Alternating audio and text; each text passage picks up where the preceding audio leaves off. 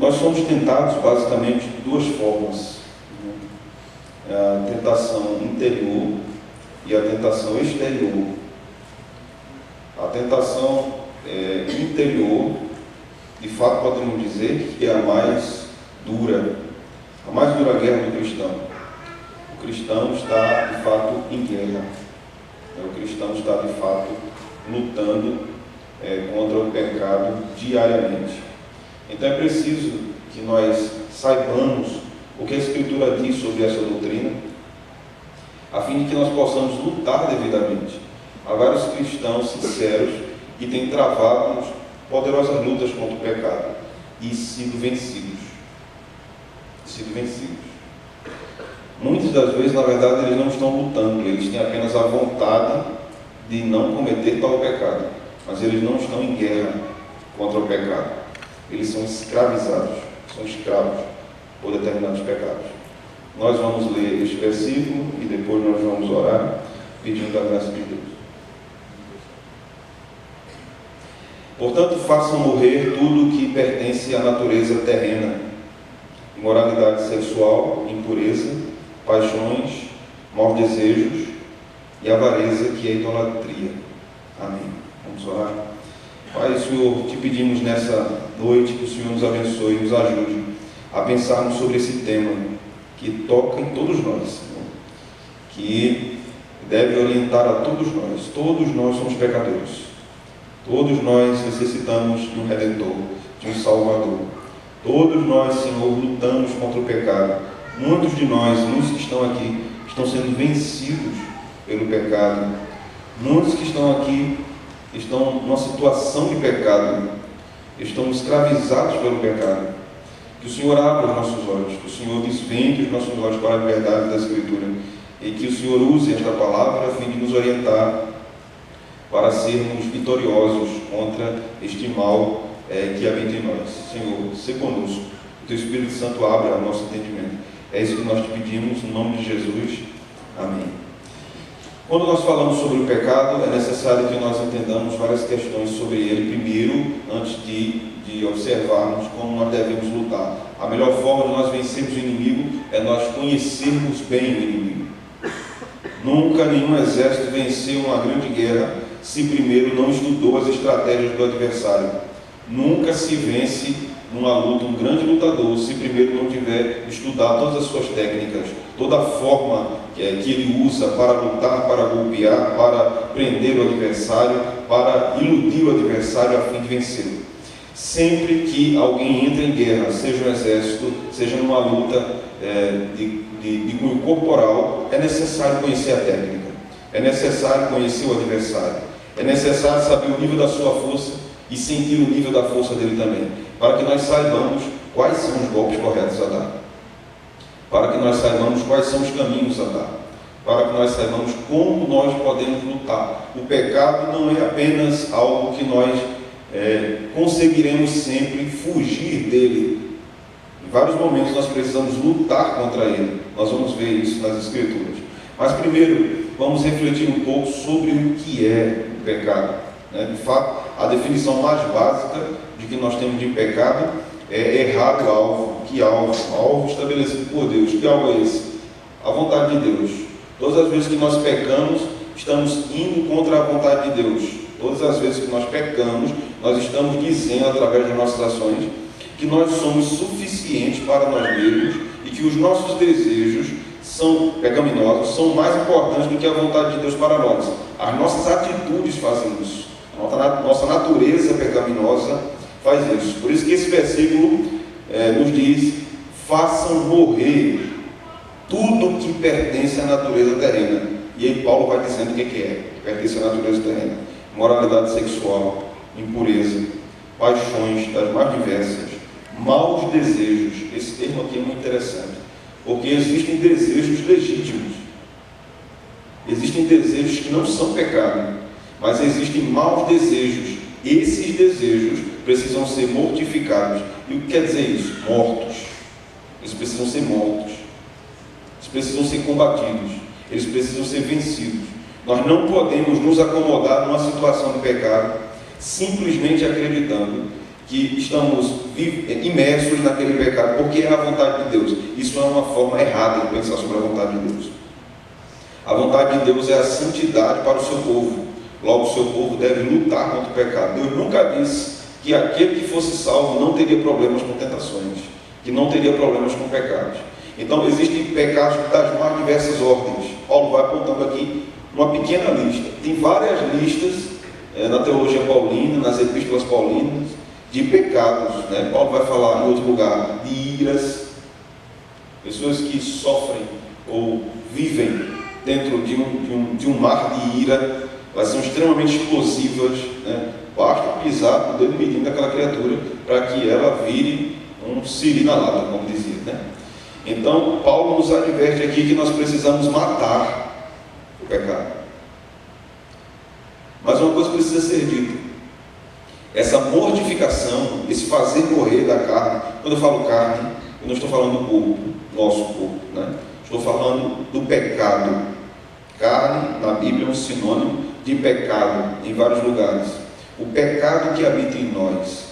Quando Paulo nos ensina a fazer morrer, nós nunca devemos acreditar na mentira, que até alguns teólogos afirmam isso, que é possível que nós cheguemos em algum estágio da vida cristã em que não mais pequemos. Não acontecerá isso quando estivermos aqui. Sempre lutaremos contra o pecado. Sempre lutaremos contra o nosso inimigo. E basta você baixar a guarda para você levar um poderoso soco e cair. Basta você fazer isso. Você relaxar. O cristão não deve relaxar contra o pecado. Na verdade, ele deve ser vigilante, como Jesus disse. Vigie e ore, porque o espírito está preparado, mas a carne é fraca. Vamos ver alguns textos. Antes, nós vamos para Romanos 3. Enquanto vocês abrem, eu falo um pouco sobre o pecado no contexto do livro do Gênesis.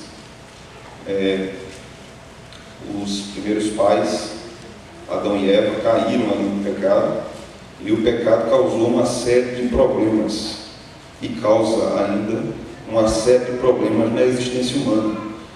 Nós aprendemos no capítulo 4 de Gênesis, em que o pecado ele interfere no relacionamento entre pessoas. Quando acontece ali o assassinato de Abel, quando Caim, seu irmão, o mata, e quando Deus pergunta onde estava Abel, Caim ainda rebeldemente diz: sou eu, tutor do meu irmão, eu preciso tomar conta dele. Ali no texto está estampada a rebeldia que leva o homem a agir contra Deus dessa maneira. Quando nós lemos ainda mais Gênesis, por exemplo, e chegamos nas histórias de Noé, nós vamos ver ali que Noé se embebeda, os seus filhos vê a sua nudez. Vamos ver mais uma vez que o pecado ele está também inserido no contexto da família. Famílias podem ser grandemente afetadas por causa do pecado, prejudicadas por causa do pecado, seja de qualquer lado for dentro da família. O pecado é o motivo que uma família é destruída. Uma família só pode ser destruída por conta disso. De nenhuma outra forma ela pode ser destruída. Somente um pecado destrói uma família. E pode isso acontecer dentro de uma família cristã, quando a família não vive em piedade e devoção diante do Senhor. Ela pode ser fortemente abalada por conta do pecado. O pecado afeta também a sexualidade humana. Isso é mostrado no capítulo 18 de Gênesis até o capítulo 19 de Gênesis. Há distúrbios ali em relação à sexualidade que ocorrem por causa do pecado. Disfunções, mudança de rumo no que Deus havia estabelecido para a sexualidade humana são alterados por conta do pecado. E nós vamos ver isso acontecendo no decorrer dos Gênesis até chegar no Apocalipse. Por exemplo, nós lemos nos livros de Samuel que um filho de Davi, chamado Aminon, encantou-se por sua irmã, filha de outra mãe, chamada Tamar, e ele queria ter relações sexuais com sua irmã. E um amigo, aqueles amigos da onça, orientou ele a se fingir que estava doente, rogar ao rei que Tamar viesse cuidar dele, peça ao rei que Tamar venha cuidar de você. E aí você faz o que tem que fazer. E ele estupra a sua irmã. Veja, a Bíblia tem mais de um caso de estupro. E fala várias vezes sobre esses pecados sexuais descritos nas Escrituras, porque essa é uma das áreas que o homem mais cai. Na verdade não é essa somente, várias outras, mas o foco disso, o centro disso, não é o fim disso, que é o ato. O foco disso é o coração, porque tudo começa no coração, tudo parte do coração. Então, como um cristão, primeiramente, deve lutar contra o pecado, ele deve discernir o seu coração, ele deve compreender as inclinações do seu coração, os desejos maus do seu coração, o que o seu coração quer, e saber que Deus não quer aquilo. Então ele deve discernir primeiro quem ele é. E o apóstolo Paulo faz isso em relação a nós, aos seres humanos. No capítulo 3 de Romanos, nós vamos ler alguns versículos. Veja no versículo 11 do capítulo 3. O texto diz aqui, não há, o contexto é sobre que nós somos pecadores, né? Todos somos pecadores. E o versículo 11 diz: não há quem entenda, não há quem busque a Deus. Não há quem entenda, não há quem busque a Deus. Então Paulo nos orienta aqui que o pecado cega o nosso entendimento. Não há quem entenda. Não há quem entenda. Por isso que muitas vezes quando nós pecamos, de alguma forma nós queremos justificar isso. Mas eu fiz isso por causa disso. Se não fosse isso, eu não tinha feito. Eu fui levado, ou eu fui obrigado, ou eu sou assim, coisas dessa natureza.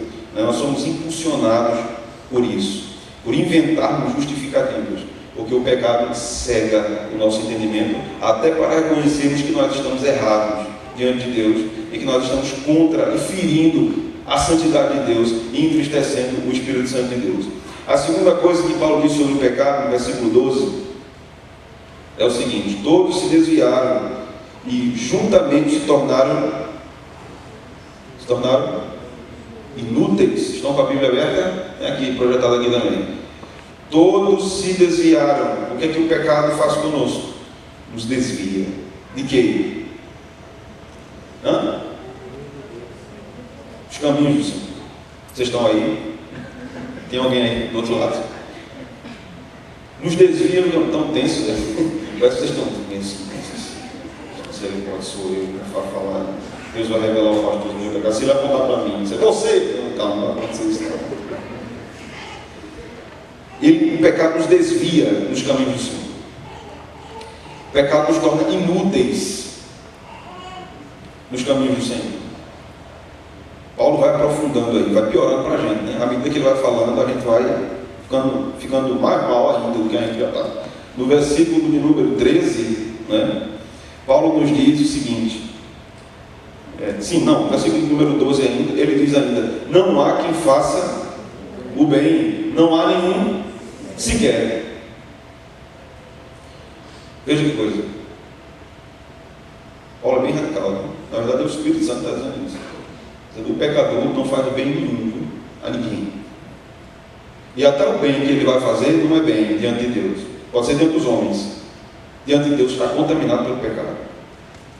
A única solução para isso é a redenção em Cristo. Por isso que Paulo vai dizer que as boas obras sem o Evangelho são obras mortas. Para Deus não tem valor nenhum. Tem para os homens, torna a repetir, não para Deus. Paulo diz: não há quem faça o bem. Veja um exemplo simples de como o pecado ele está disseminado até quando nós temos talvez supostas boas intenções. Porque muitas pessoas, porque muitos relacionamentos não dão certo entre jovens, entre homens e mulheres, porque a preocupação principal é que eu seja feliz. Eu tenho que ser feliz.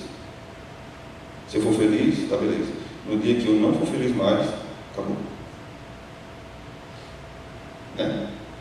Isso é um pensamento pecaminoso.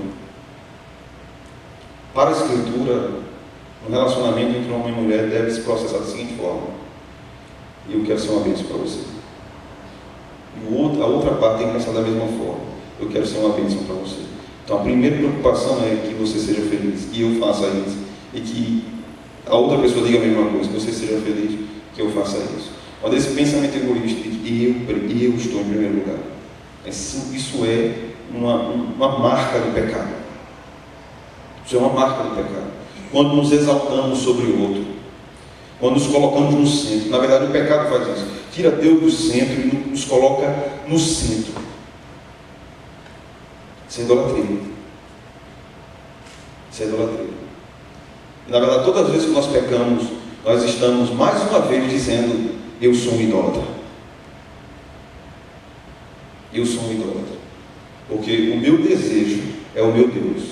O meu pecado é o meu Deus. Né? Vamos ver o versículo de número 13. Paulo diz: a garganta deles é um sepulcro aberto. Com a língua enganam.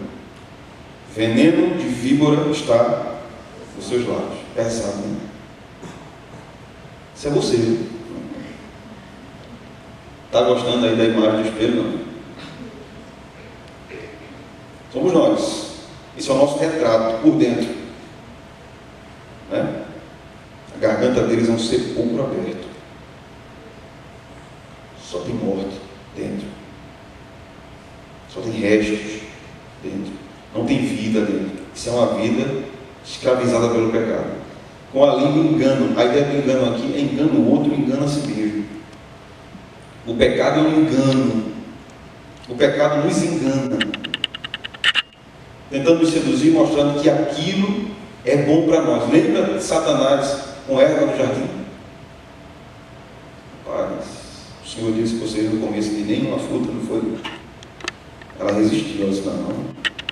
Ele disse que nós podíamos comer qualquer árvore, menos dessa aqui. Disse: rapaz, aqui eu não quero que vocês sejam embora, vai. Ele: como? Aí ele vai incitando o desejo de Eva. E o que ela não desejava, passou a desejar. E comeu. Pegou e comeu. Ali, a partir daquele momento, a criatura, a imagem e semelhança de Deus, se torna escrava do pecado. A sua vontade é agora escravizada pelo pecado. O pecado é senhor sobre o seu coração. O pecado é senhor sobre o seu coração. Veja o que ele diz ainda no versículo 16. Nos seus caminhos há destruição e miséria. Veja que Paulo fala aqui do que o pecado faz, do rastro do pecado. Do rastro do pecado. O rastro do pecado é apenas destruição. Destruição. Destruição. Jovem cristão, você precisa entender isso. Você precisa lutar contra o pecado para que a sua vida não tenha esse rastro de destruição. Pode chegar a uma altura da sua vida, preste atenção, pode chegar a uma altura da sua vida que toda essa destruição causada pelo pecado pode ser irreparável em várias áreas da sua vida. Irreparável. Pode ser que não tenha como remediar mais. Obviamente, se você se arrepender, o Senhor vai perdoar. Mas existem consequências do pecado, de uma vida pecaminosa. Existem consequências disso. Esteja consciente disso. Amém? Paulo continua falando aqui no versículo 18, algo também muito pesado sobre o pecado. O que é que diz aí? Não há temor de Deus diante de seus olhos. Não há temor de Deus. Quando nós pecamos, é um ato de incredulidade. Quando nós pecamos, aquilo é um ato de incredulidade. É falta de temor. Veja como é grave o pecado. Veja como é desastroso o pecado. Veja como é pesado o pecado. Veja como é destruidor o pecado de nós mesmos e de outros que estejam ao nosso redor. Né? Paulo diz: não há temor. Isso acontece na vida do pecador não crente, mas acontece em nós também quando nós pecamos. Nós não mostramos temor. Todo pecado é um pecado de incredulidade. Quando nós pecamos, a nossa natureza está dizendo: eu não creio em Deus. É pesado, não? Mas é verdade. Por isso que nós vivemos nessa luta da carne e do pecado, certo? Vamos abrir mais alguns textos para nós voltarmos para Romanos. Nós vamos para Gênesis mais uma vez, depois vamos ver Romanos e Gálatas, e depois vamos para algumas aplicações dessas questões, de forma geral e de forma particular. Vamos abrir em Gênesis capítulo 4, versículo de número 7.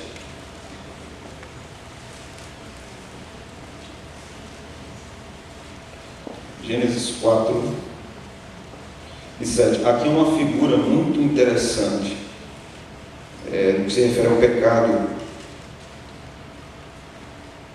O texto aqui trata de Caim e Abel, não é? E Deus falando aqui com Caim, versículo 7 diz o seguinte, talvez a minha tradução seja um pouco diferente da de vocês, que a minha é mais moderna, porque eu sou jovem. Amém?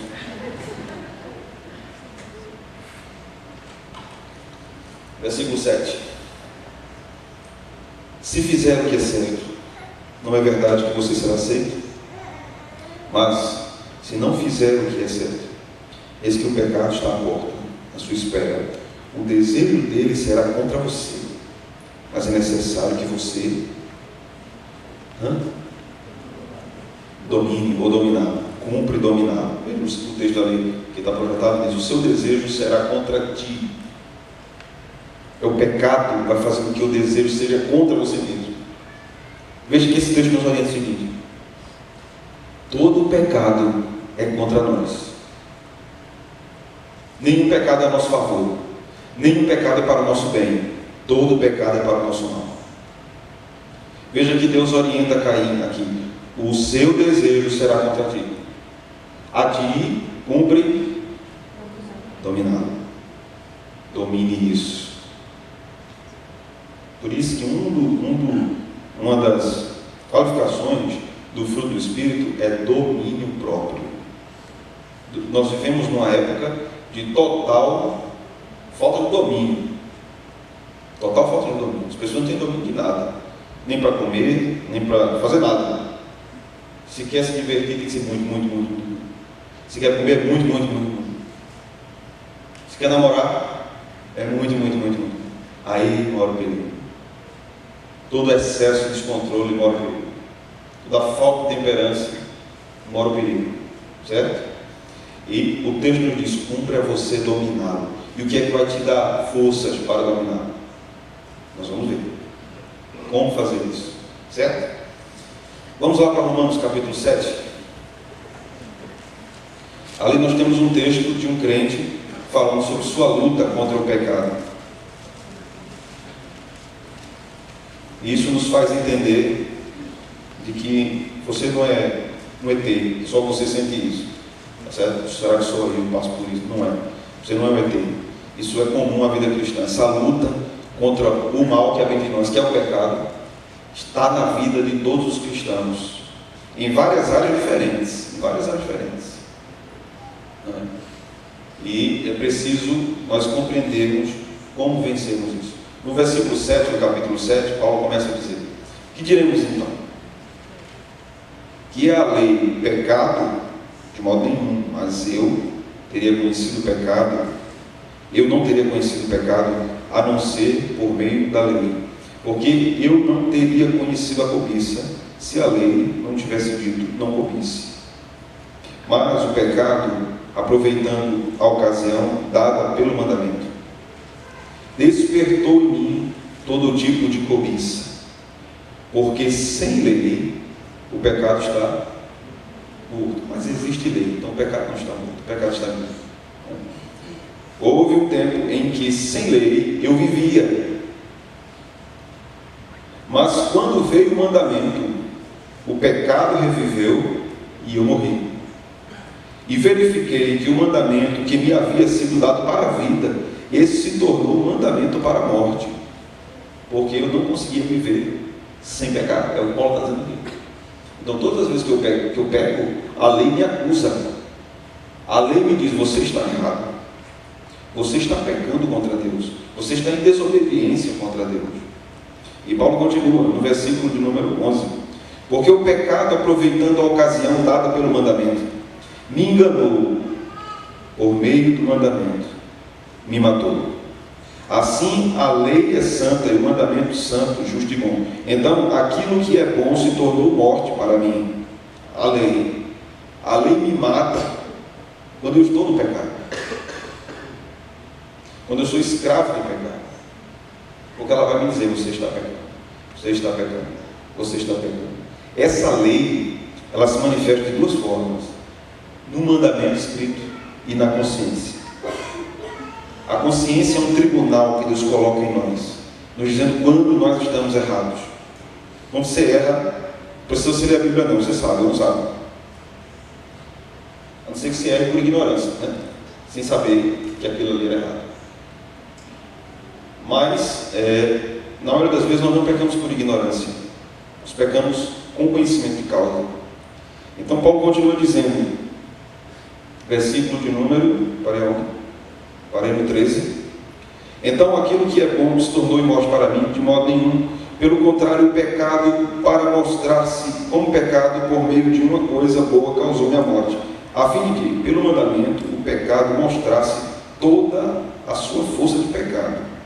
Porque bem sabemos que a lei é espiritual, eu, porém, sou carnal, vendido à escravidão do pecado, porque nem mesmo compreendo o meu próprio modo de agir, pois não faço o que prefiro, e sim o que detesto. Na nossa linguagem, né? Paulo está dizendo, pai, eu sou doido.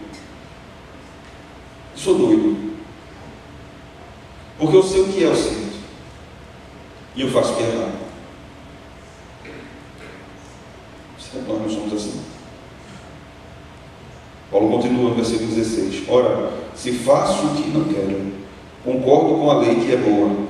Neste caso, quem faz isso já não sou eu, mas o pecado que habita, o pecado mora em mim. O pecado mora em mim. Veja que por isso é uma guerra dentro de nós, porque no verdadeiro crente o Espírito também mora nele, e o pecado também mora nele, embora ele tenha sido remido, salvo, mas o pecado ainda habita ali. A diferença é que agora há um poder para governá-lo, o que não acontece quando a pessoa não tem Cristo como seu Salvador. Não há um poder para governá-lo, ele governa. Quando nós somos salvos, então o pecado é subjugado, ele é escravizado. Há um Senhor sobre o pecado. Mas se nós entronizarmos o pecado como Senhor, ele nos governará. Por isso que o texto de Gênesis diz, vocês precisam dominar. Então o verdadeiro crente, veja, um crente, ele pode ter desejos muito esquisitos, muito estranhos, perversos até. A tentação não é o pecado. O pecado é a consumação da tentação. Lutero dizia, você não pode impedir um pássaro de pousar na sua cabeça. Você não pode impedir. Você pode estar distraído e você não vê. Mas ele fazer um ninho é outra coisa. Ele chegar lá é uma coisa. Ele morar lá é outra coisa. Nós devemos então sermos vigilantes, a princípio, com os nossos pensamentos. O que é que nós estamos pensando? Nós alimentamos pensamentos pecaminosos. Nós não devemos alimentar pensamentos pecaminosos. Não devemos premeditar o pecado. Há pessoas que chegam em um estado de tamanha escravidão do pecado que elas premeditam, elas calculam o pecado a ser cometido. Em alguns momentos é a força da circunstância, da tentação da circunstância que empurra a pessoa ao pecado. Em outros momentos a pessoa calcula, daqui a 1 ano, daqui a 2 anos. Já vi casos de uma pessoa que calculou para pecar 18 anos antes. Daqui a 18 anos eu vou fazer isso. E fez. O pecado é maligno. E infelizmente habita em nós. É terrível. Paulo continua dizendo, versículo de número 18: porque eu sei que em mim, isto é, na minha carne, não habita bem nenhum. Pois o querer está em mim, mas não o realizar. E agora? E agora? Se nós somos assim, se até quando nós queremos acertar nós erramos por causa do pecado em nós, e agora, se parássemos aqui não tínhamos nenhuma esperança. Mas Paulo continua, versículo de número 25. O que é que diz aí, irmãos? Graças a Deus por Jesus Cristo, nosso Senhor. De maneira que eu, de mim mesmo, com a mente, sou escravo da lei de Deus, mas segundo a carne, sou escravo da lei do pecado. Paulo louva a Deus, graças a Deus por Jesus. Porque eu não sou salvo pelas minhas obras, porque as minhas obras são pecaminosas. Mas quando Paulo fala isso, ele não está dando margem para a gente viver no pecado. Paulo disse isso também, então não adianta eu lutar contra, porque eu vou perder. Paulo não está dizendo isso. Paulo não está dizendo isso. Ele está dizendo dessa guerra que existe. No capítulo 8, ele vai falar do crente governado pelo Espírito. No capítulo 8 de Romanos. Você pode ler depois em casa. O crente governado pelo Espírito mortifica a carne, mas o crente governado pela carne é dominado pelo pecado. Vamos para outro texto em Gálatas, capítulo 5.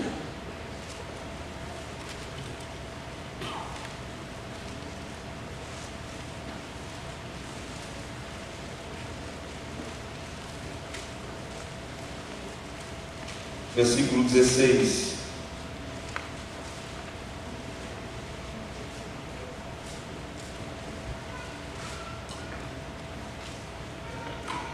Gálatas 5,16. Digo, porém, o seguinte: vivam no Espírito, e vocês jamais satisfarão o desejo ou a concupiscência da carne. Concupiscência significa desejo, né? Concupiscência é um desejo desenfreado, um desejo pecaminoso. Paulo diz: se vocês viverem em espírito, vocês não satisfarão esses desejos. Mas se vocês não viverem no espírito, vocês procurarão saciar esses desejos. Saciar esses desejos. Nós já lemos vários textos aqui que nos diz que o pecado é enganoso. Então, quando nós somos tentados, e eu não preciso nem detalhar muito isso para que você entenda, mas quando você peca e você recorda-se disso, você se lembra que parece que tem uma coisa empurrando você para aquilo ali, né?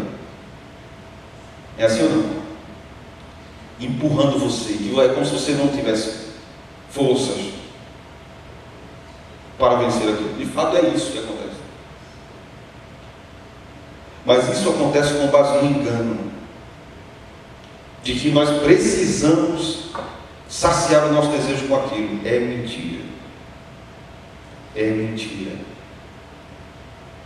Alguns jovens às vezes me perguntam assim: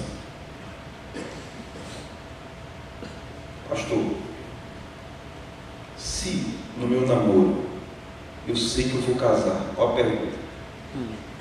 Já dá para imaginar, né? Eu sei que eu vou casar, eu vou casar. Nós nos amamos. Ai, se ama demais, pastor. Não, amor tão grande. É grande demais, pastor.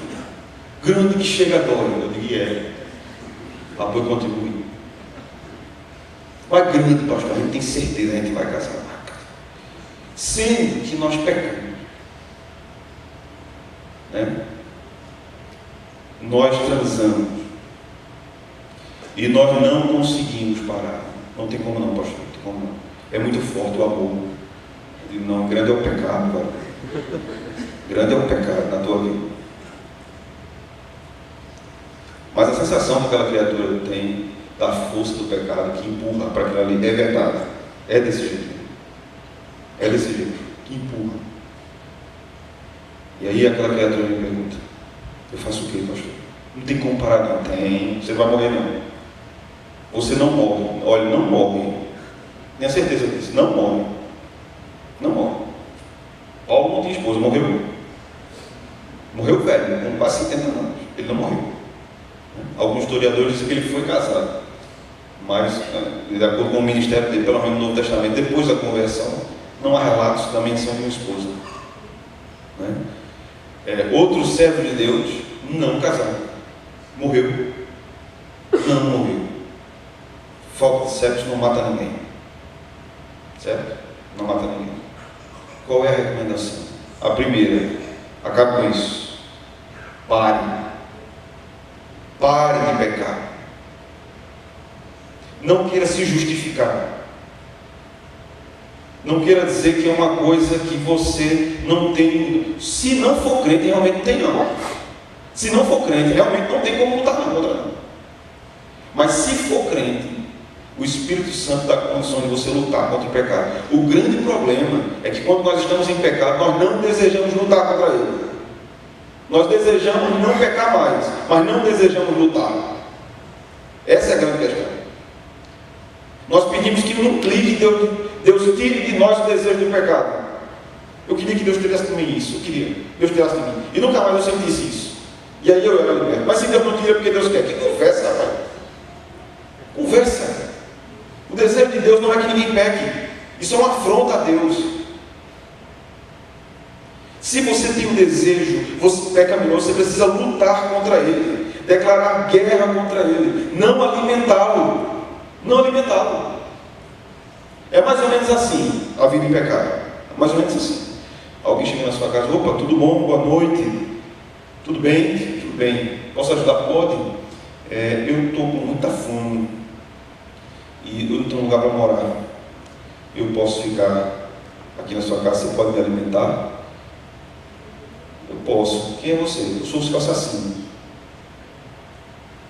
Prazer. Eu vou matar você. Você pode me dar comida e moradia? Quando nós deixamos de lutar, a nossa resposta para esse episódio é: pode entrar, fica à vontade. Aqui é a sua casa também. Você coloca a melhor comida na mesa. Você dá a sua cama. Durma aqui na minha cama. King size e tal. Fica aqui no ar-condicionadozinho aqui, durma aqui, viu? Eu durmo no ventilador ali no quente. Na muriçoca, não sei se você fica aqui. Na parte da casa, fica aqui. Todo cuidado que você precisar, eu vou proporcionar a você. Você vai alimentando. Até que sua assassino fica bem gordinho. Aí chega o dia dele matar você. Não, você não matar, eu cuidei tanto de você, por isso me digo. Agora eu estou mais forte para acabar com você completamente. É isso.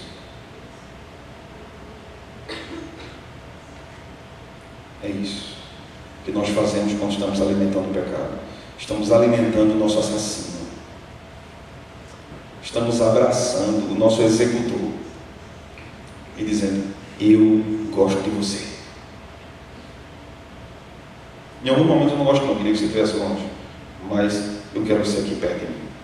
Não sei se você não é da geração de vocês, não. Vocês é do Facebook para cá, do Instagram para cá. Mas antigamente tinha um negócio chamado Tamagotchi. Os mais velhos lembram, né? Lembra do Tamagotchi? Quem se acusa aí? Levanta a mão na época do Tamagotchi. Lembra não? Tu não lembra não? Tão bonzinho tudo. Era um bichinho virtual, né? Que o besta ficava dando comida a ele o tempo todinho. Se não desse comida, ele morria. Um negocinho desse tamanho aqui, não sei se você lembra, né? Tinha hora, aí o besta ia lá, tem que dar comida do Tamagotchi. E eu vi gente chorando quando aquele bicho morreu, tá acreditando? Meu Tamagotchi morreu. Eu não cuidei dele, a consciência pesada, meu Tamagotchi morreu. Eu não cuidei do meu Tamagotchi. Você tem que alimentar ali, toda hora, né? Estabelecido, para que ele não morresse. E ele ia crescendo, ficando gordinho, crescendo. Bom, o pecado, muitas vezes, é tratado assim, por um coração que está escravizado pelo pecado. Nós vamos alimentando ele, alimentando, até que ele cresça, até que ele se torne forte, até que ele se torne adulto. E depois, quando isso acontece, nós não conseguimos nos livrar dele, porque ele está mais forte do que nós. Somos escravos. Essa é a condição, certo? Mas agora, o que a gente faz, pastor?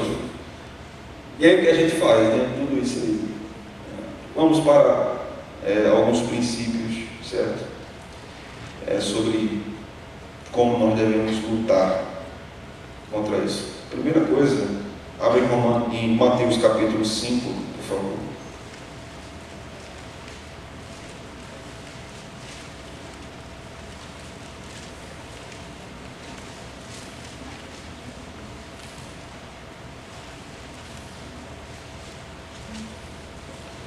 Capítulo 5 de Mateus.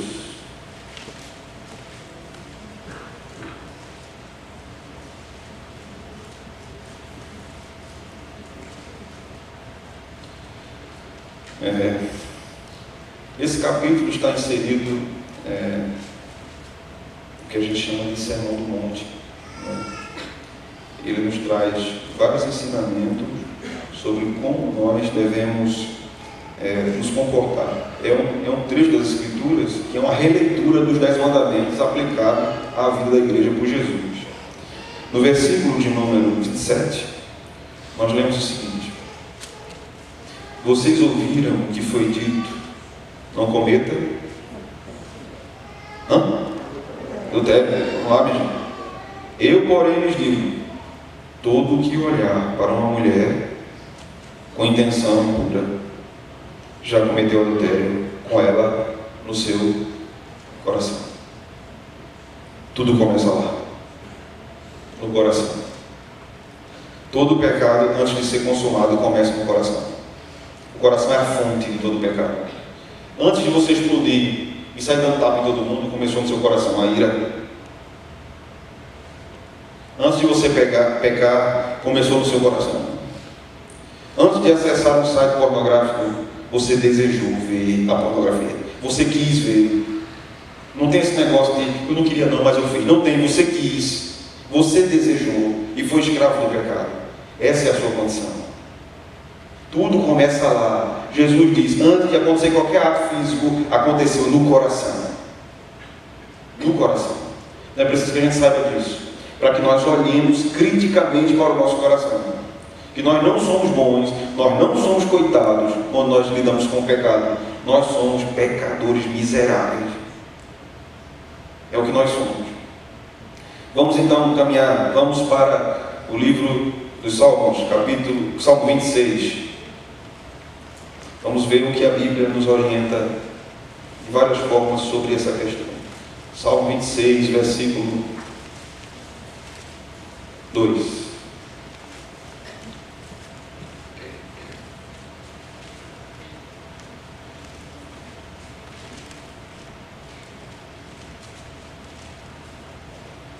O salmista nos orienta a orarmos e nos diz como nós devemos orar por nós mesmos aqui. Veja, o que é que o texto diz? Examina-me, Senhor.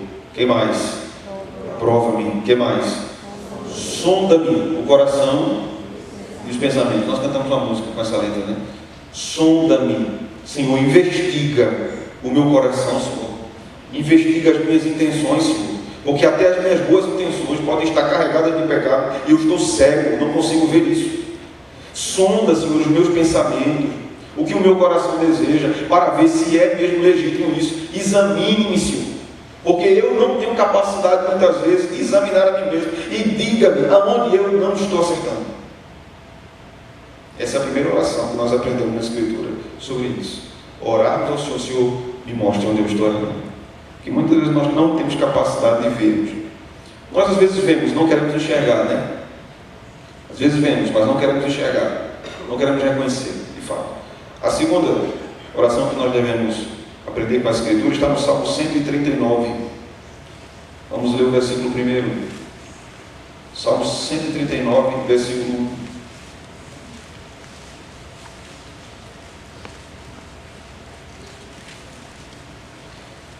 Versículo 1 e versículo 23 do Salmo 139. É uma oração muito parecida com a primeira que nós lemos. Versículo 1: Senhor, tu me sondas, me conheces. 23: sonda-me, ó Deus, conhece o meu coração. O que diz? Prova-me, conhece os meus pensamentos. O pecado nos leva a imaginarmos por um momento de que Deus não conhece os nossos pensamentos, nem as nossas ações. Nem as nossas ações. O pecado é tão grave e tão monstruoso e tão enganoso que existem casos de pessoas que quando vão pecar já pedem perdão antes de fazer. Isso é um fato. Eu vou pecar, Senhor, me perdoa. E vai e faz. Pula no abismo. Isso é um engano monstruoso do pecado. Se você tem consciência que não é a vontade de Deus, como é que você pula num negócio desse? É um salto no escuro, é um salto no abismo. Não é? Vamos aprender também no versículo 24 desse Salmo 139 o seguinte: O que é que diz?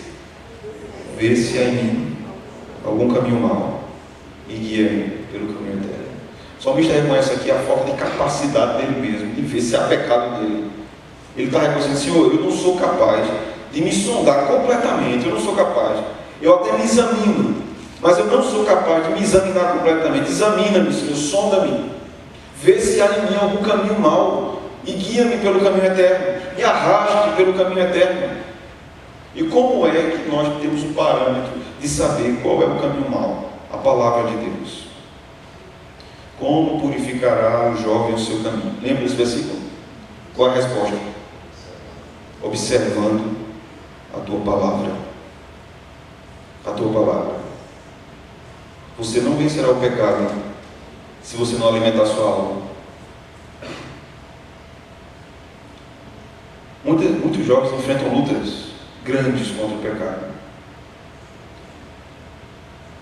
Os que vencem são os que estão firmados na palavra e na oração.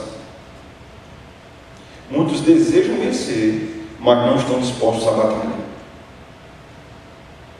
Não é? É como se eles estivessem vendo a guerra e o exército dizendo: vamos lá, a gente precisa de você para lutar. Não, eu quero muito que a gente ganhe, muito, mas eu não vou não, vou lá, eu fico aqui.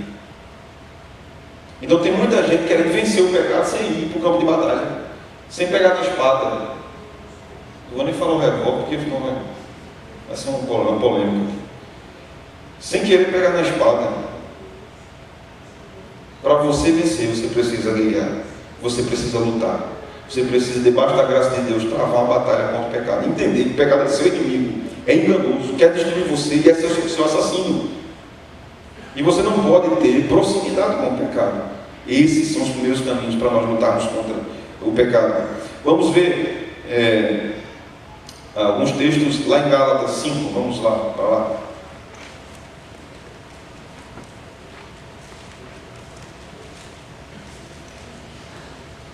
Voltar para Gálatas 5. Versículo 17 agora, até o 21.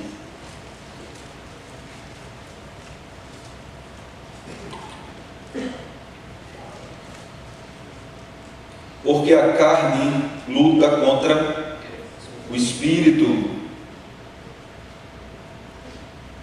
e o espírito luta contra a carne, porque são opostos entre si, para que vocês não façam o que querem. O pecado sempre vai nos levar para longe da vontade de Deus. 18. Mas se são guiados pelo Espírito, vocês não estão debaixo da lei do pecado. Ora, as obras da carne são conhecidas e são moralidade sexual, impureza, libertinagem, idolatria, feitiçarias, inimizades, rixas, ciúmes, iras, discórdias, divisões, facções, invejas, bebedeiras, orgias e coisas semelhantes a estas. Declaro a vocês, como antes já nos preveni, que os que praticam tais coisas não herdarão o reino de Deus. Os que vivem escravizados nisso aqui não herdarão o reino de Deus.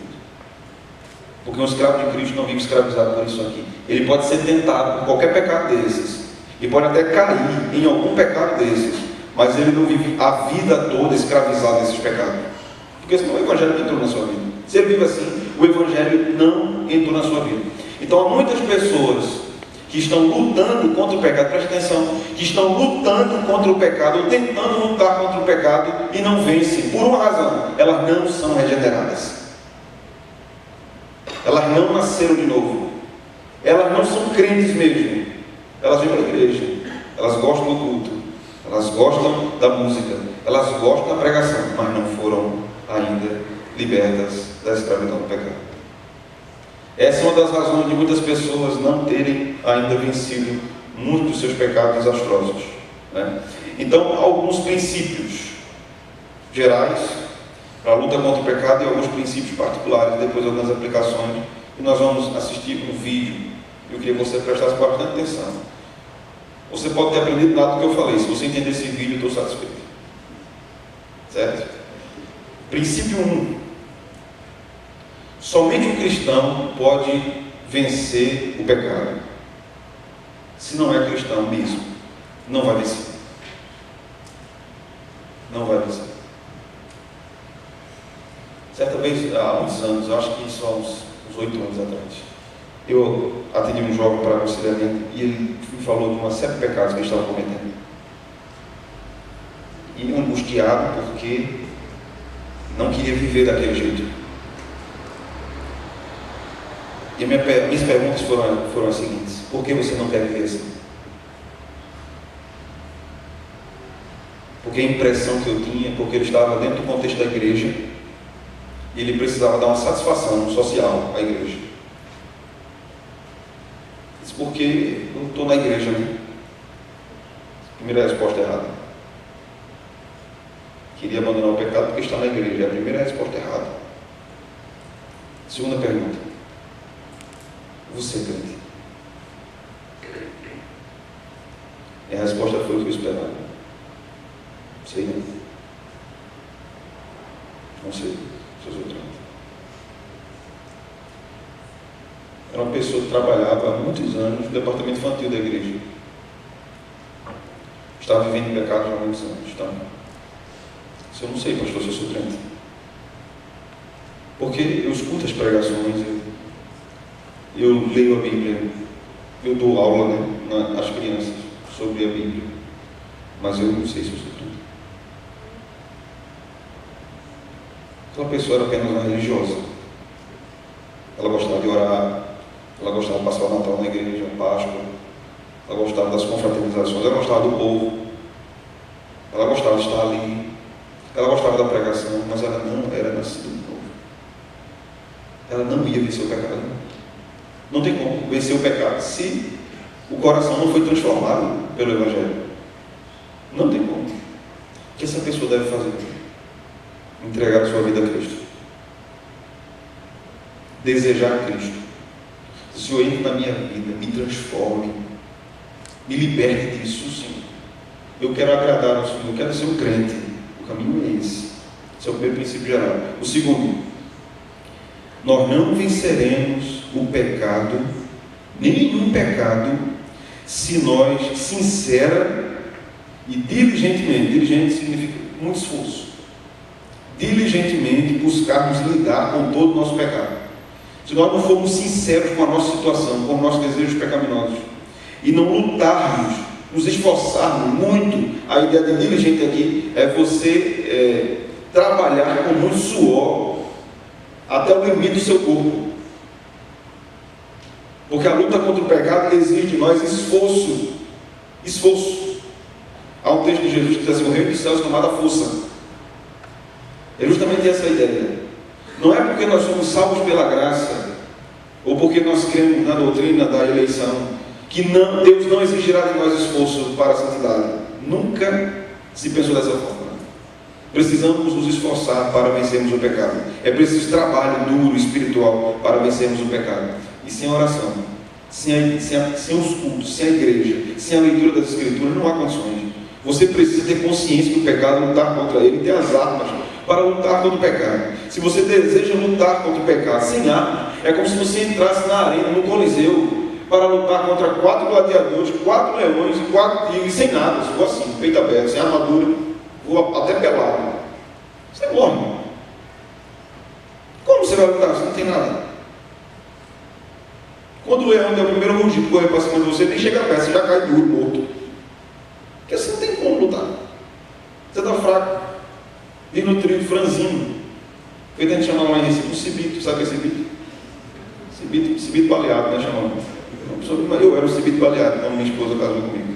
Só tinha cabeça e orelha. Agora estou mais preenchido, né?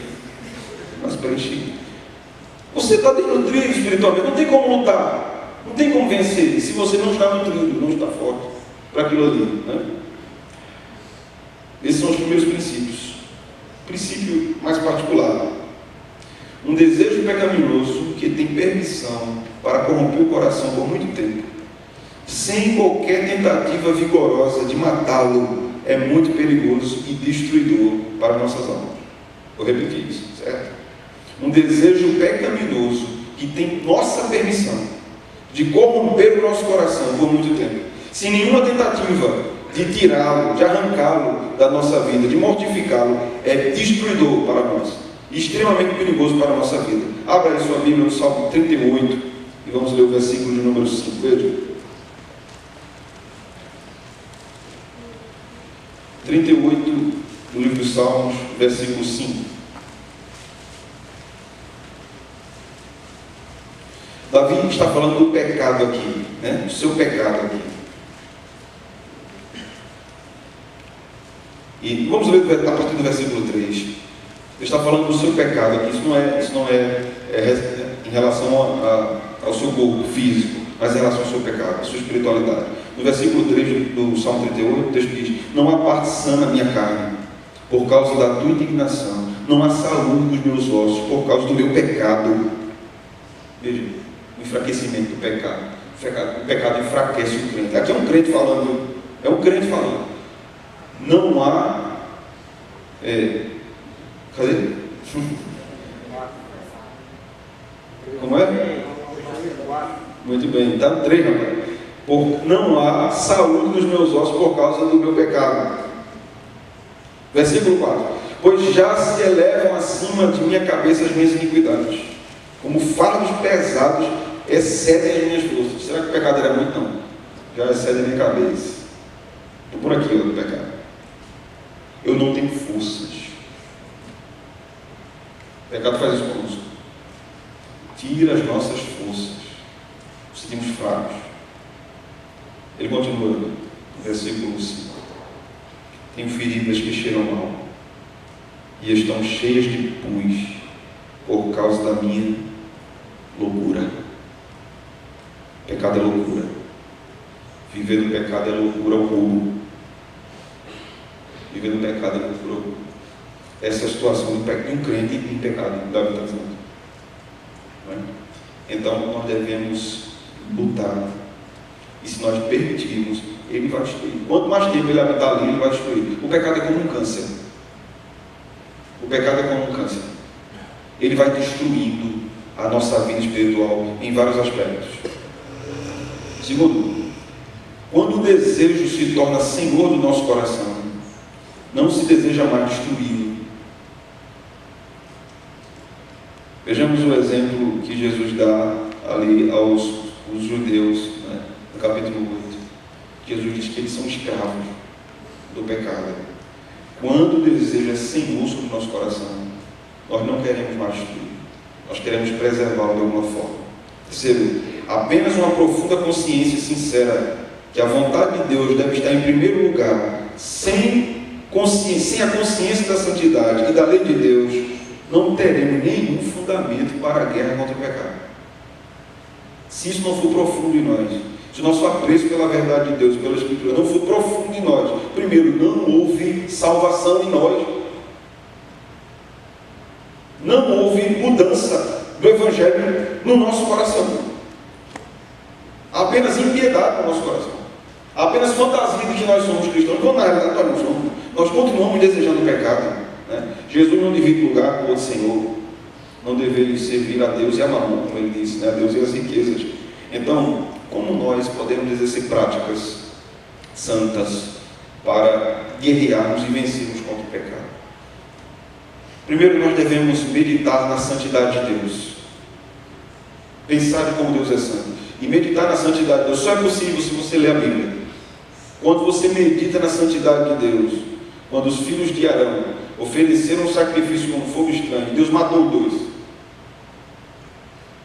Quando Ananias e Safira mentiram para os apóstolos, dizendo que tinham vendido uma terra por um valor e tinham sido um valor diferente, ficaram com o dinheiro e deram parte aos apóstolos. Não tinha necessidade de fazer isso. Só era não dar. Os apóstolos não pediram. O que foi que Deus fez com Ananias e Safira? Lembra? Matou. Sobre o pecado. Que Deus vai julgando o pecado do seu povo. Pedro vai dizer, o juízo de Deus começa na casa dele. Na casa dele. Logo, se nós não abandonarmos o pecado, haverá um momento em que o Senhor trará juízo sobre nós, para nos trazermos para a sua vontade, para o nosso bem. Para o nosso bem. Mas o pior juízo de Deus para aquele que não é regenerado em relação ao seu pecado é o que está em Romanos 1. Quando Deus o entrega às suas paixões. Isso é terrível. É quando aquela pessoa não regenerada vive no pecado. E a Bíblia diz que Deus faz assim: pegue, faça tudo o que você puder. Esse é o maior julgamento. Aquela pessoa está entregue ao seu próprio coração. Devemos orar para que isso nunca aconteça conosco. Porque aí é quando o engano do pecado sobe até o limite máximo e aquela criatura não percebe isso. A sua consciência está cauterizada, está manchada, está corrompida por todo o pecado. Vamos a algumas aplicações. Veja, como fugir do pecado? Primeiro, é algo tão básico, mas é preciso ser repetido. Fuja das situações. Fuja das situações que levam você a pecar. Fuja de amizades que afastam você de Deus. Às vezes até crentes que não são crentes. São falsos irmãos. Fuja das situações. Fuja do pecado. Não caminhe na beira do precipício, achando que você tem um equilíbrio. Eu me equilíbrio bem, não tem nada, você cai. Se der um vento forte ali, acabou. Você cai. Não caminhe na linha do acerto e do erro. Não fique na corda. Afaste-se o máximo do pecado. Afaste-se o máximo do pecado. O que mais tem levado, eu tenho batido nessa tecla, porque é um fato. O que mais tem levado os jovens a uma vida pecaminosa está no seu curso. No seu curso. O que está no seu curso?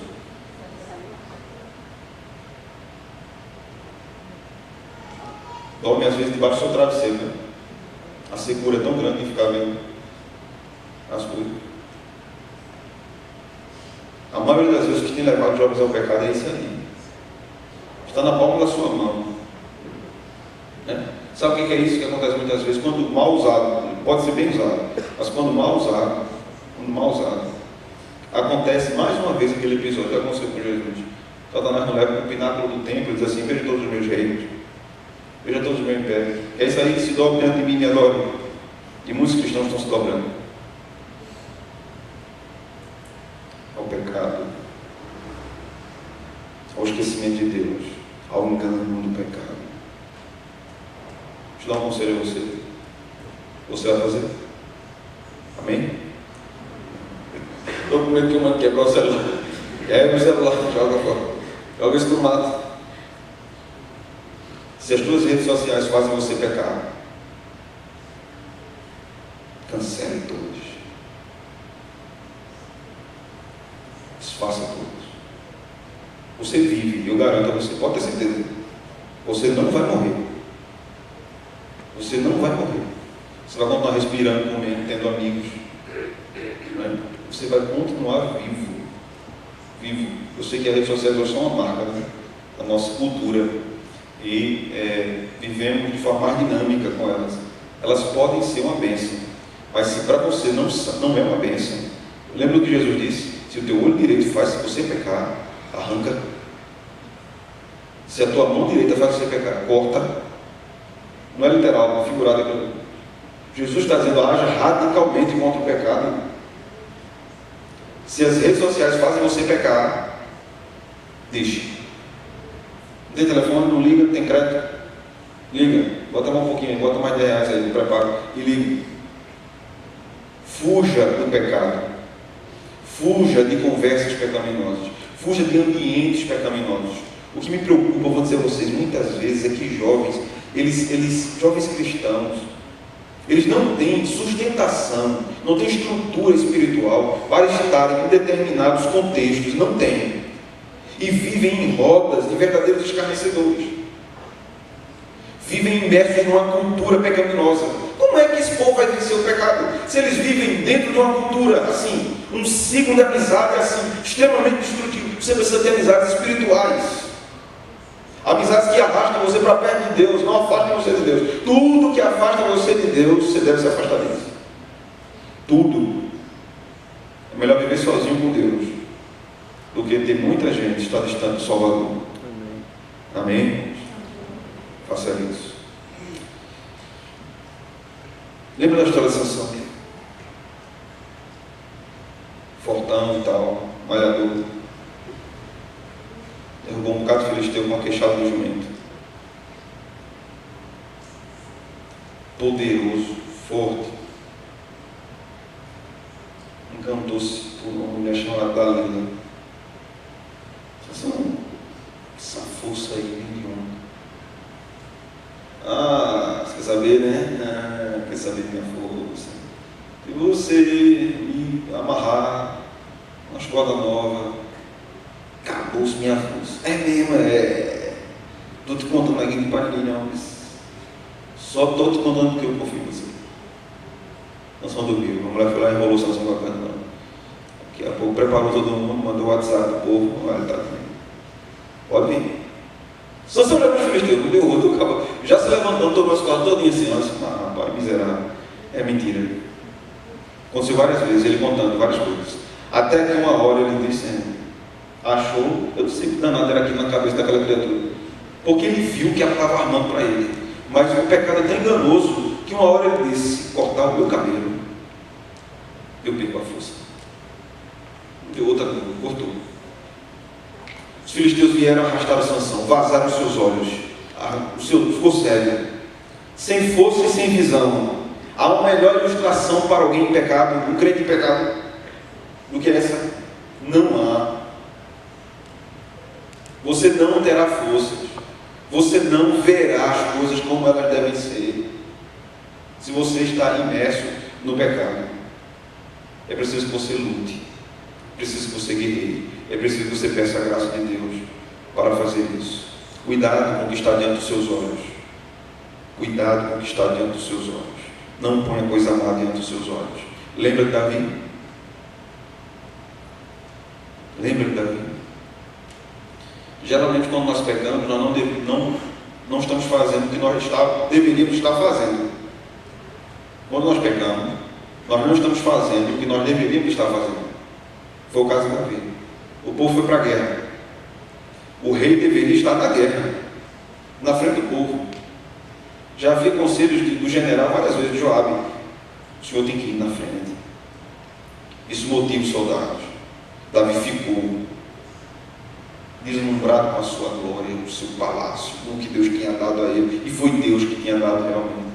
Vai passear no terraço da casa real e vê uma mulher muito bonita tomando banho, que não tinha o que fazer também, foi tomar banho ali. Quem é aquela ali? Ei, menino, vem cá, quem é aquela moça? Aquela ali é Batseba. Quem é Batseba? A esposa de Urias. Quem é Urias? Urias o Eteu, ele é soldado.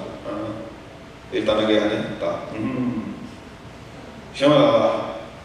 Diga que é a vossa majestade que está chamando. Batseba vem, ele pega. Adultera com aquela mulher. Ele não devia estar ali, vendo o que ele estava vendo. Ele deveria estar na guerra. Você, se está vivendo isso, não deve estar aí, vendo o que você está vendo. Você deveria estar na guerra, lutando contra o pecado.